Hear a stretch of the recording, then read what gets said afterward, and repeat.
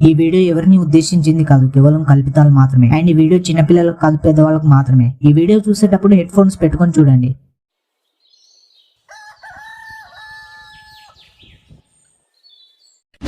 చిచ్చి, నా మతి మార్పు నిండా చీర ఏడబెట్టినాను ఏమో. ఈ ఇంట్లో వస్తువులు మైసమ్మ పొట్టెలను మాయం చేసినట్టు ఒక్కొక్కటి మాయమవుతున్నాయి. ఏమైంది? ఏమో గుడ్డి దిగులిగినట్టు గులుగుతున్నావు పొద్దున్నే. మీ నాన్న వట్టాలు జారిపోయాయంట. వెళ్ళి ఒక పానాలు తీసుకుపోయి టైట్ చేసి రాపో.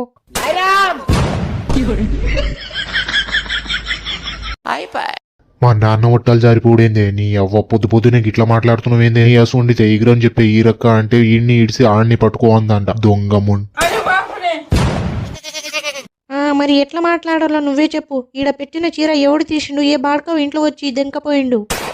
అసలే ఆ చీరను మా అమ్మ ఎంతో ప్రేమతో కొనిపెట్టింది. ఇప్పుడు ఆ చీరను ఎక్కడని ఎతకాలి? ఏ బాడకో మీద మన్ను పోయాలి.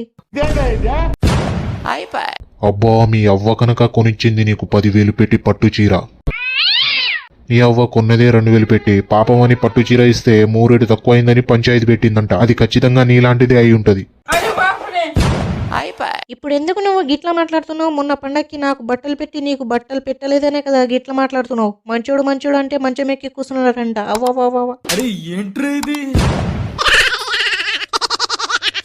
అబ్బా, మీ అవ్వగారోళ్ళు కనుక పెడుతున్నారు బట్టలు. నేను కూడా ఎదురు చూస్తున్నా ఎప్పుడు పండుగ వస్తుంది, ఎప్పుడు మీ అవ్వగారోళ్ళు బట్టలు పెడతారని. ఆయన మొన్న దసరాకు పెట్టిన బట్టలు ఎట్లున్నాయి? అవి బిచ్చగాళ్ళు వేసుకునే బట్టలు ఏరుకుని వచ్చి నాకు పెట్టినట్టున్నారు మీ అవ్వ.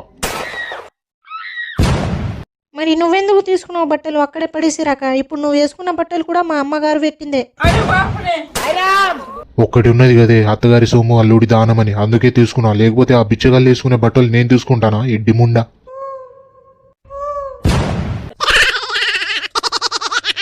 నువ్వు మాటికి మా అవ్వగారు పెట్టిన బట్టలని బిచ్చగాళ్ళు వేసుకునే బట్టలు అనకు. పిలిచి పిల్లనిస్తే కులం లాస్ అయినట్టు నీ కోతి గుద్ద ముఖానికి నన్నిచ్చుడే ఎక్కువ.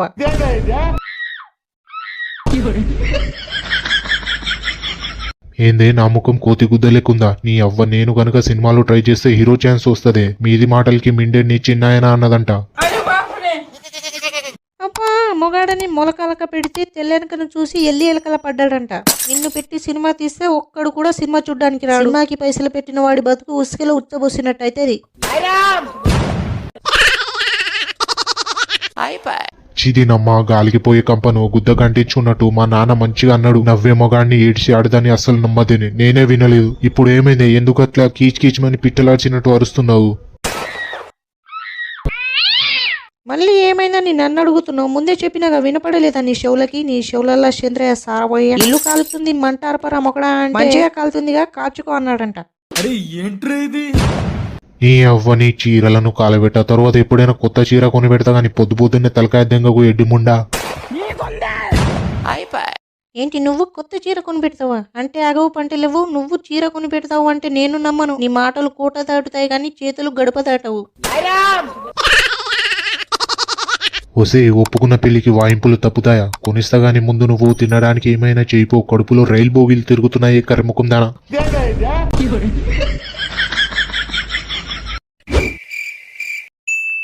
నాన్న, చింటూ. మమ్మీ ఏమైందే? కుంభతీసి తాత పోయిండా బామ్మ దగ్గరికి? అవ్వో తాత. తాత చచ్చుడు కాదా పిచ్చి సన్నాసి. తొందరగా ముఖం కడుగుకొని రాపో, టిఫిన్ పెడతా.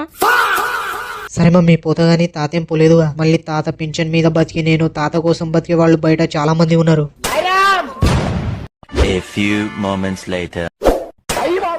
వస్తే నీకేమైనా దిమాకున్నదా? తెలుగు తక్కువదానా? ఊరికి పోయేటోడిని ఇడిసిపెట్టి ఎరుగా పోయేటోడికి సర్ది కట్టినట్టు పనికి పోయేటోడిని నాకు ముందు టిఫిన్ పెడతావా? ఊర్లో కుక్కలాగా తిరిగి వాడికి టిఫిన్ పెడతావా?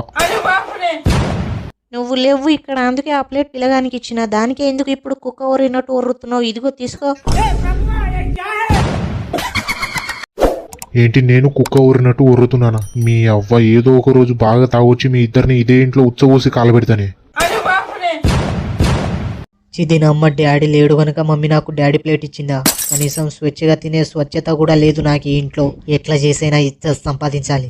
అది నీ వల్ల కాదు బేటా. అవునురా, నా సోమేష్ గాడి కొడుక్కి జాబ్ వచ్చిందంటగా, నెలకు 50,000 అంట. ఏంటి 50,000? వాడికి 50,000 జాబ్ అంటే మన చింటుకి 70,000 జాబ్ రావాలి. ఏంటి వీటికి 70,000 జాబ్ వస్తుందా? అరే ఎప్పుడైనా ఒక్క కంపెనీలో ఇంటర్వ్యూ కోసం వెళ్ళావారా? చేతకాను నీకు చెరువులో తోస్తే ఈత ఎవడు కొట్టాలని చచ్చిపోయిందంట. ఏంది డాడీ నువ్వు ఎప్పుడు తినేటప్పుడే నింజల పురాణం స్టార్ట్ చేస్తావు? తోయేటోడు తొడగోసుకుంటే మనం మెడ కోసుకోవద్దు. మమ్మీ చెప్పినట్టు నాకు 70,000 జాబ్ రావచ్చు. అదేరా గూట్లే నేను అడుగుతుంది. రావచ్చు అంటే ఎప్పుడొస్తుంది? కొడక నువ్వు ఇంట్లోనే పంది తిన్నట్టు తిని ఇంట్లో ఎత్తుకు పంటే వస్తుందారా?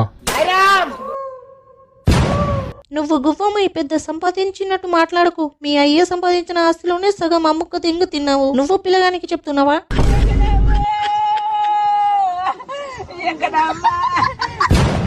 పులిని చూసి నక్క వాత పెట్టుకున్నట్టు నేను వాడితో మాట్లాడుతుంటే నువ్వు మధ్యలో ఎందుకు వస్తావే? అరే ఊర్లో అందరూ వీడు గా పూరితో తిరుగుతుండు, గీ ఆంటీతో తిరుగుతుండు అంటున్నారే పిచ్చిముండా. ఎవడే డాడీ నీకు చెప్పింది? ఆ సోమేష్ గాడేనా? మంది మాటలు పట్టుకుని మారమానం పోతే మళ్ళీ వచ్చేసరికి ఇల్లు ఆగమైందంట. ఎవడు ఏం చెప్తే అది నమ్మేస్తావా నువ్వు? మాటలు బాగా నేర్చినావు కొడుక. ఆతులు పెరిగినాయిగా. పరాశగానికి పక్కల పంటే ఓ లక్కల పిల్ల పుట్టిందంట. నిన్ను గిట్ల కాదు కొడుక, 4 పందులు తెచ్చి ఎర్రటి ఎండలా నిన్ను వాటిని మేపడానికి పంపిస్తా.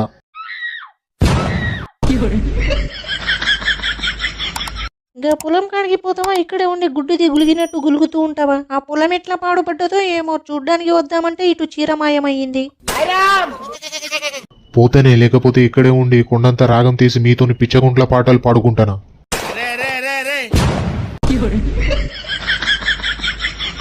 మమ్మీ నేను బయటికి పోతున్నాను. ఏమైందిరా ఫోన్ చేసి నువ్వు? ఫోన్ చేస్తే మళ్ళీ తిరిగి ఫోన్ చేయాలని తెలియదారా? ఎన్నిసార్లు చెప్పాలరా పోకా నీకు? అరే పొద్దున మా ఇంట్లో పెద్ద ప్రెస్ మీటే జరిగిందిరా. ఆ ప్రెస్ మీట్లో మా డాడీ నన్ను బొంద పెట్టేదాకా వచ్చింది. కానీ మా డాడీకి తెలియదుగా ఇంటి దొంగని ఈశ్వరుడే పట్టుకోలేడని. నీ అవ్వ నిన్ను అక్కడే పట్టుకుని 2 చెవులు పట్టుకుని నిన్ను అక్కడే మింగాల్సిందిరా మీ డాడీ. అరే లౌడీ ఏమన్నారా మరి మీ డాడీ? అదేరా సోమేష్ గాడి కొడుక్కి జాబ్ వచ్చిందిగా. వానికి జాబ్ వచ్చింది, నీకేమైందిరా? లంగాగాళ్ళతో తిరిగి తిరిగి నువ్వు లంగాగానివి అయినవు అన్నారా. నీ పాల్తు గుద్దని మింగ. ఎప్పుడు చూసినా నువ్వు మీ డాడీ మా మీదనే ఏడ్చేసి వస్తారేందిరా? అవునురా, పోయి వాడికి ఎట్లా వచ్చిందిరా జాబు? అరే వానికి ఏ తెలియదు బీ తెలియదు, అంతా ఎర్రి పువ్వురా వాడు. అయినా మంచికి రోజులు ఎవ్వరా. ఈ పాస్ పనుల బాడకావుకి పోరీ సెట్ గాలే, అట్లనే వాడికి జాబ్ వచ్చి ఉంటది.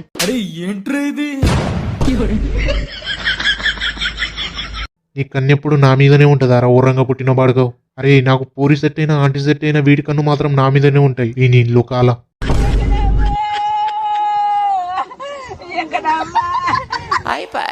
అవునురా, మొన్నేమో బిజినెస్ పెడదామన్నారు, వచ్చే పోయి రామచిలుక అన్నట్టు అటే ఉండిపోయారు.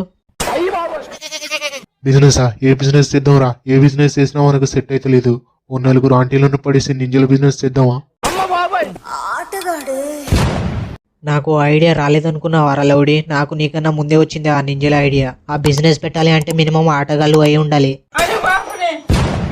నన్ను వెనక్కి లాగాలని చూడకు. కాల్లో ఎగిరే పిట్ట గుద్ద కింద ఎన్ని ఎంటికలు ఉన్నాయో లెక్క పెట్టి చెప్పగలను నేను. అరే పొట్టి పైన పోతుంది పిట్టే కదా, ఇప్పుడు చెప్పరా దాని గుద్ద కింద ఎన్ని ఎంటికలు ఉన్నాయో? ఇందాక చెప్తానన్నావుగా. అరే ఏందిరా మీరు పిట్ట అంటూ దాని గుద్ద కింద ఎంటికలు అంటూ? నాకు ఒక మంచి బిజినెస్ ఐడియా వచ్చిందిరా. కోళ్ల ఫామ్ పెడదాంరా. ఏంటి కోళ్ల ఫామ్ పెడదామా? అరే అసలుకే వేసారు, లేదంటే పప్పు ఉడకబెట్టవే పిల్లమా అన్నాడంట. మనకు కోళ్ల గురించి ఏం తెలుసురా? కోళ్ల ఫామ్ పెడదామంటున్నావు పూక. అరే కోళ్ల గురించి తెలుసుకోడు ఏందిరా పువ్వా? కోళ్ల గురించి ఏం తెలియాలరా నీకు? అరే అవి ఎప్పుడు లేస్తాయి, ఎప్పుడు పంటాయి, ఎప్పుడు వేపించుకుంటాయి, ఎప్పుడు గుడ్లు పెడతాయి, ఎప్పుడు పిల్లల్ని పెడతాయి, ఇవన్నీ తెలియదు కదరా బాడకావు.